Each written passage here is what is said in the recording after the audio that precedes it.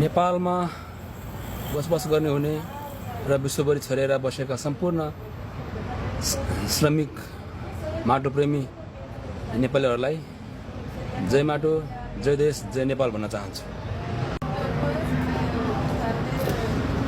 चुनावको माहौल, चुनावको एकदम प्रचार जो पनि एकदम लागिरहेछ हैन, आफ्नो तरिकाबाट हैन, आफ्नो स्तरबाट हैन, के गर्नु लाग्नुपर्छ गाइज।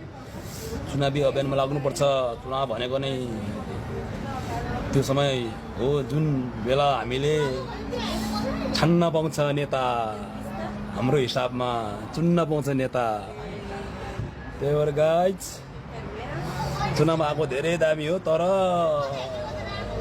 मान्छे चाहिँ सही छान्नुपर्छ गाइज। जसलाई अधिकार छ, जसलाई राइट छ भोट हाल्ने, एकदम यसपालि चाहिँ है गाइज एकदम सम्झेर सोचेर हाल्नु होला। अब म त अहिले अब पुरा हर्क हाम्रो श्रम पिता, श्रमलाई माया गर्ने, श्रमलाई रेस्पेक्ट गर्ने हर्क साम्पाङको एकदम पक्षमा छु होइन। उहाँको विचार, उहाँको व्यवहार, उहाँको एकदम हरेक अभियानहरू मलाई मनपर्छ। पहिला मलाई बालेन खुब मनपर्थ्यो, बालेन शाह एकदम मनपर्थ्यो होइन। बालेन पनि राम्रो हो नि त मान्छे बालेन, तर बालेनले एकदम जुन बेला चाहिँ नेपाली जनतालाई, नेपाली हामीहरूलाई भनौँ न, जुन बेला काठमाडौँ सिटीलाई बालेनको खाँचो थियो, त्यो बेला चाहिँ उहाँ आउनु भएन क्या। त्यो दिनदेखि, त्यो दिन जेनजी आन्दोलनदेखि चाहिँ मलाई बालेन बहिष्कार हो क्या।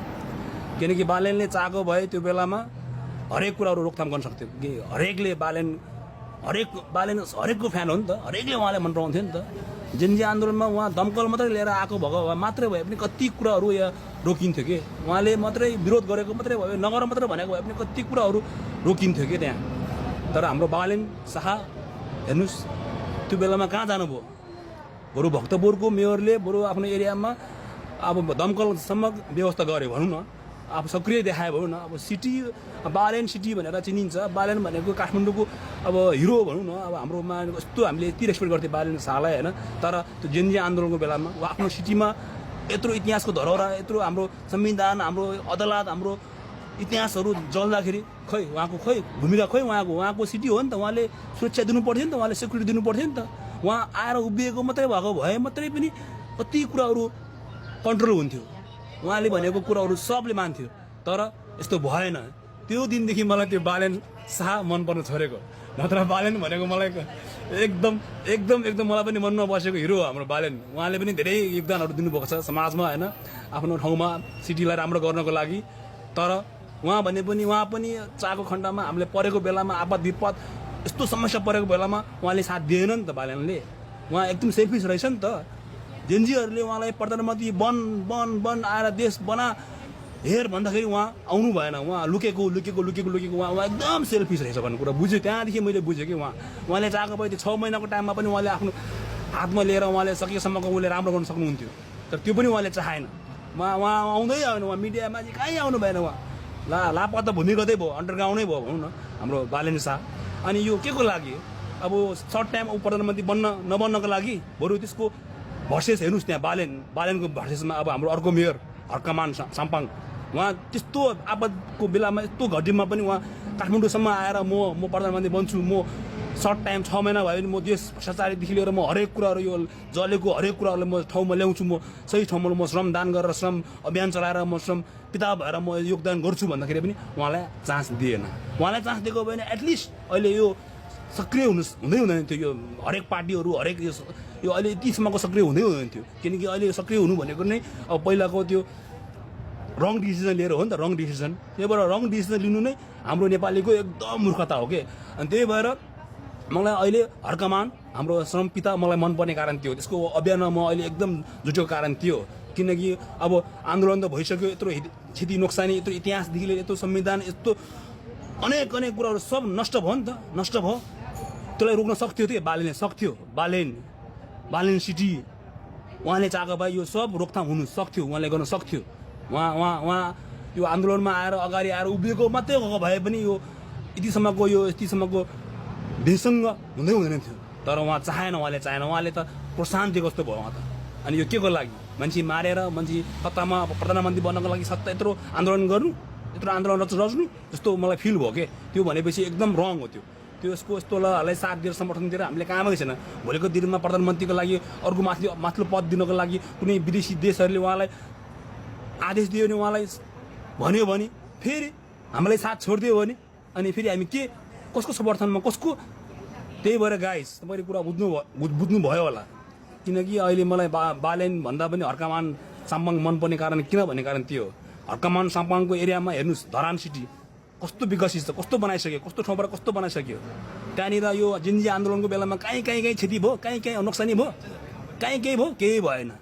काठमाडौँ हेर्नुहोस् बालेनको सिटी जिन्जी आन्दोलनमा कति नोक्सानी, कति धनको क्षति, इतिहास धरोहर अदालतदेखि लिएर संविधानदेखि लिएर सब जल्यो। सिटी कसको सिटी हो? बालेनको सिटी।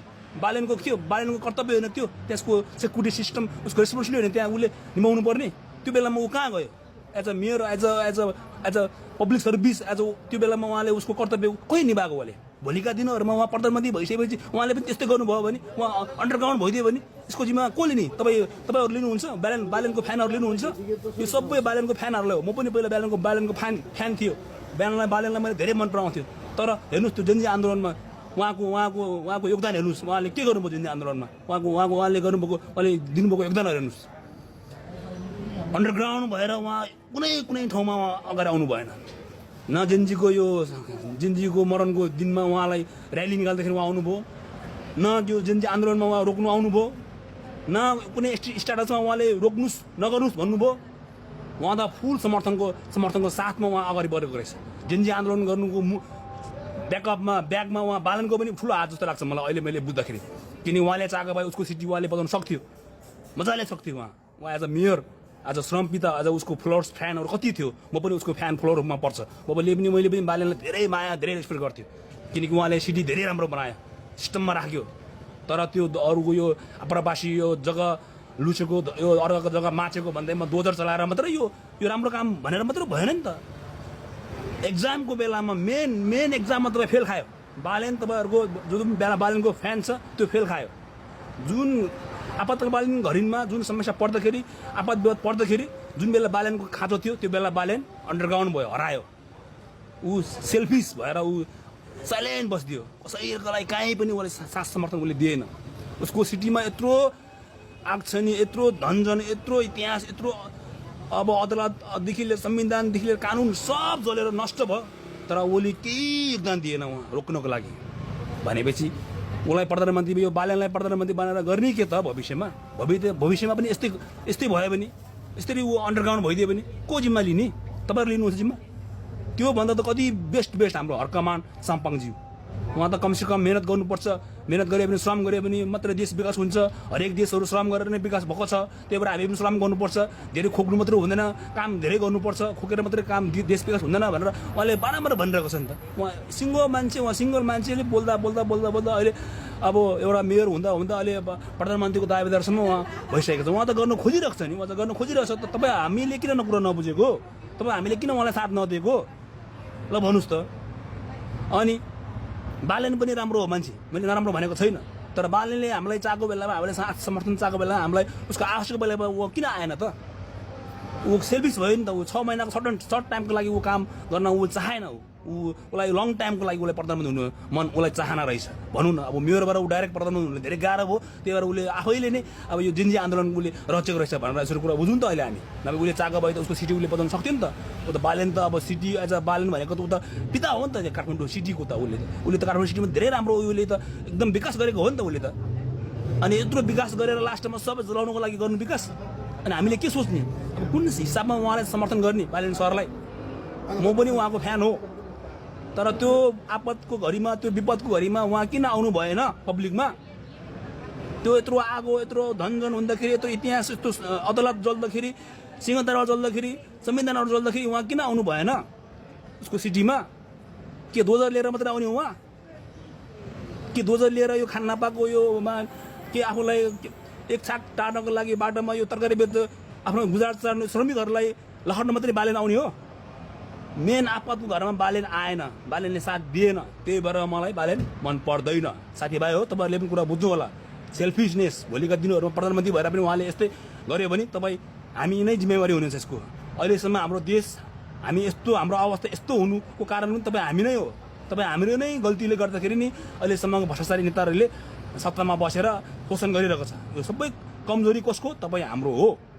र अहिले चुनाव आइरहेछ, चुनावी माहौल छ, त्यही भएर अरूले भने जस्तो मासु रक्सीमा नबिग्नु होला, इमानमा राख्नु, इमानदार हुनुहोस् र देशलाई कसरी हुन्छ विकास गर्ने मान्छे, कसरी हुन्छ विकास गराउने मान्छे तरलाई चुन्नुहोस्। कुरा बुझ्नु होला नि। अनि खालि मैले अहिले मेरो साथीभाइलाई मैले भन्छु नि त, बालेनको बारेमा भन्छु, मेरो हर्काको बारेमा भन्छु, अनि जसले पनि बालेन भन्छ नि त, काठमाडौँ भ्यालीमा बस्ने एरियाको बालेन सबैले बालेन भन्छ कि मेरो साथीभाइहरूले पनि भन्छ नि त। तर मैले बालेन र हर्काको मैले डिफ्रेन्स तपाईँलाई मैले अहिले भर्खर मैले तपाईँले अन्तर बताइदिएँ नि त। मलाई पनि पहिला बालेन मन पर्थ्यो, तर अहिले बालेन मलाई मन पर्दैन, किनकि बालेन चाका भए उसको सिटीमा उसले सुरक्षा दिन सक्थ्यो। यो जिन्जी आन्दोलनको बेलामा उसले सबै कुरा रोक्न सक्थ्यो। सबै उसको फ्यानहरू थियो, त्यहाँ आन्दोलन गर्ने सब उसको फ्यान हो।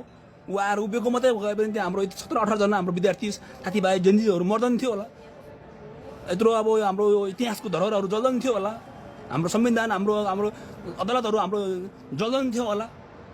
तर उहाँले केही रेस्पोन्ड गर्नु भएन। उहाँ चाहन्छ जलोस्, सबै कुरा नष्ट होस्। उहाँले चाहेको त्यही रहेछ। यसलाई आन्दोलन भन्दैन, यसलाई एकदम सोची सम्झी एउटा हुन्छ नि, एउटा प्लानिङ भन्छ त्यसलाई। अनि उहाँलाई फेरि यही प्लानिङको हिसाबमा हामी फेरि उहाँलाई प्रधानमन्त्री बनाउनु पर्ने। साथीभाइ तपाईँहरूले कुरा कसो नबुझेको त नि? हाम्रो हर्का साम्पाङले त के नै मागेको छ र के नै भनेको छ र? श्रम गर्छु, श्रम गर, हामीले श्रम गऱ्यो भने मात्रै अनि देश विकास हुनेछ। कतिपय देशहरू श्रम गरेर नै विकास भएको रहेछ, नम्बर 1मा पुगेको रहेछ। इक्जाम्पल उदाहरणहरू कति छ हाम्रो अगाडि। अनि हामी पनि गर्नुपर्छ, गरौँ, भ्रष्टाचार नगरौँ, सत्य बोलौँ, सत्यको बाटोमा हिँडौँ भनेर त्यही अभियान त हो होइन? त्यो अभियान त हामीले कसरी नबुझेको त भन्ने कुरा हो क्या त्यहाँ। त्यही भएर गाइज, अनि अहिले पोर्चुगलमा पनि यहाँ हाम्रो श्रम संस्कृति पार्टीको गठन भएको छ होइन। पोर्चुगलको श्रम शक्ति पार्टीको म उपाध्यक्ष पनि हो होइन। किनकि यो समिति गठन गर्नु भनेको मूल कारण नै अब अरू पार्टीकोहरूसँग प्रतिस्पर्धा गर्नुको लागि हो कि। किनकि अरू पार्टीहरू पनि छन् त यहाँ, अरू पार्टीहरू पनि अन्नै छ, माओवादी, काङ्ग्रेस, एमाले, हरेक पार्टीहरू छ, सक्रिय छ। अनि त्यसको पक्षमा त विपक्षमा त हुनु पऱ्यो नि त। फेरि हामी पनि छौँ है, हर्कमाङको पनि यहाँ साथ समर्थनको लागि यहाँ छ है पार्टी भनेर, त्यही भएर हामीले पनि यहाँ पार्टी समिति गठन गरेका छौँ। र यो समितिमा हामी 51 जनाको अहिले हाम्रो विकास आलेको नेतृत्वमा 51 जनाको टिम गठन भएको छ। अनि आज हाम्रो पहिलो मिटिङ पनि सम्पन्न भयो। अनि आजको मिटिङबाट नै हामीले एकदम अब कुन तरिकाले हाम्रो हर्कमान साम्पाङज्यूलाई अब यो चुनावी माहौलमा उहाँको अब सकेसम्म धेरैभन्दा धेरै साथ समर्थन उहाँलाई दिन सकिन्छ होइन। हाम्रो तर्फबाट हामी विदेशी भूमिमा भए पनि अरू त हामीले के नै गर्न सकिन्छ र राम्रो गर्नेलाई, राम्रो चाहनेलाई, देशप्रति आफ्नो माया प्रेम भएकोलाई होइन, श्रमप्रति माया भएकोलाई। किनकि हामी सबै श्रमिक हो नि त। श्रमिक भएको भएर हामी अर्काको देशमा श्रम बेचिरहेको छ। उहाँले त आफ्नो देशमा श्रम गरिरहेको छ, आफ्नो देशमा श्रम खेलिरहेको छ, आफ्नो देशको भ्रष्टाचार नेताहरूसँग लडिरहेको छ होइन।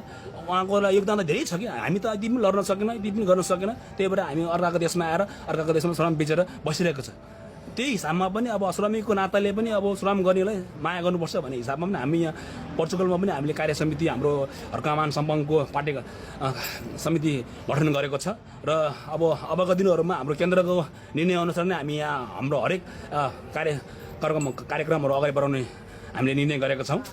र सकेसम्म अब चुनावी माहौलमा अबका दिनहरूमा हाम्रो हर्कमान साम्पाङज्यूले अब प्रधानमन्त्री जित्ला नजित्ला आफ्नो ठाउँमा छ, तर राम्रो गर्नेलाई हामी सधैँ साथ समर्थन दिने हो होइन। कहाँ हामी हुन्छ विश्वभरि छरेको हुन्छ हाम्रो जति पनि हामी श्रमजीवी, श्रमप्रति माया गर्ने, श्रमलाई माया गर्ने, आफ्नो देशलाई माया गर्ने जति पनि हामी नेपालीहरू हुनुहुन्छ सम्पूर्णले सोच्नु होला, बुझ्नु होला, अन्तर छुटाउनु होला। हर्कमान साम्पाङज्यू र हाम्रो बालेन सर होइन, हरेकको अन्तर डिफ्रेन्स अब पहिलाको वरिष्ठ नेताहरू पनि छ, केपी ओलीहरूदेखि लिएर होइन, अनेकले अहिले उठेको छ। अब आन्दोलन भइसक्यो, जेन्जी आन्दोलन भइसक्यो होइन। यदि अब यस्तो भिमसँग अब के भनौँ न, तपाईँले अब यो हामीले मलाई यस्तो फिल्म हेर्दा मैले तामिल फिल्म हेरेको हुन्छ क्या। तामिल फिल्मको हुन्छ फाइट सिन, ठ्याक्कै त्यो फिल्म हेरेको मलाई फिल गराइदियो हाम्रो नेपालको स्थिति देख्दाखेरि। हेर्नुहोस् न अब कस्तो थियो र कस्तो थियो। अब शान्तिको देश भनेर चिनिन्थ्यो विश्वमा, शान्तिको देश, झै झगडा नगर्ने, कुनै देशले एट्याक गर्न नमिल्ने, कुनै देशले हस्तक्षेप गर्न नमिल्ने भनेर समझदारी भएको देश, शान्तिको देश नेपाल। तर अहिले हेर्दाखेरि हेर्नुहोस् त यो तामिल फिल्म हेरेको थियो कस्तो। त्यही भएर गाइज सोच्नु होला भविष्यमा यस्तो नहोस् फेरि पनि, किनकि यही समय छ। अब एक्जामको घडी आइपुगेको छ गाइज, रिजल्ट एक्जाम हुँदैछ एक्जाममा तपाईँले कुन हिसाबमा तपाईँ एन्सर दिनुहुन्छ कुन हिसाबमा तपाईँले मान्छे चुज गर्नुहुन्छ कुन हिसाबमा तपाईँले भोट हाल्नुहुन्छ तपाईँको हातमा छ सब रिजल्ट भोलिको दिन कस्तो नेपाल चाहनुहुन्छ कस्तो नेपाल देखेको हेर्न चाहनुहुन्छ यो सब तपाईँहरूको हातमा छ गाइस त्यही भएर अब आउने चुनावमा चाहिँ मनदेखि स्वतन्त्र भएर पार्टीवाद भन्दा पनि मानवतावाद विचार भएको आफ्नो श्रमपट्टि आफ्नो आफ्नो जन्मभूमिपट्टि आफ्नो मातृभूमिपट्टि माया गर्ने खालको नेतालाई चुन्नु होला अरू त भन्नु के नै छ र हामी त विदेशमा छौँ साथ समर्थन सपोर्ट गर्नको लागि मात्रै हो म विदेशमा पोर्चुगलमा हुँदा पनि मैले यहाँ हर्कमान साम्पाङको पार्टी कार्यालय गठन गरेको छु आज भर्खर हाम्रो पहिलो मिटिङ सम्पन्न भयो अब कसरी हुन्छ भोलिको दिनहरूमा हाम्रो उहाँलाई कसरी हुन्छ प्रधानमन्त्रीसम्म उहाँलाई उम्मेदवारीमा जिताउने हाम्रो प्लानिङ हो अब नजित्दा जित्ला आफ्नो ठाउँमा छ त्यो हामी भन्न सकिँदैन अब यो तब हाम्रो हातमा छ त्यो पनि अब कतिपयले मन पर्ला मन नपर्ला आफ्नो ठाउँमा छ त्यो पनि उहाँ धेरै बोल्नुहुन्छ धेरै स्ट्याटस लेख्नुहुन्छ धेरै उहाँको खुबी हो उहाँले गर्नुहुन्छ उहाँले अरूले यस्तो भ्रष्टाचारी अरूले यस्तो मान्छे मारेर अरूले यस्तो मान्छेले हनन गरेर अरूलाई शोषण गरेर त उहाँले यस्तो त गरेको छैन नि उहाँले लेख्ने बोल्ने हो त्यो त्यही भएर गाइस एकदम सोच्नु होला बुझ्नु होला चुनावमा चाहिँ सही मान्छेले चुन्नु होला त्यही हो अन्तमा भन्ने ओके गाइस जय माटो जय देश जय नेपाल जय नारायण गाह्रो छ होइन गाह्रो छ नि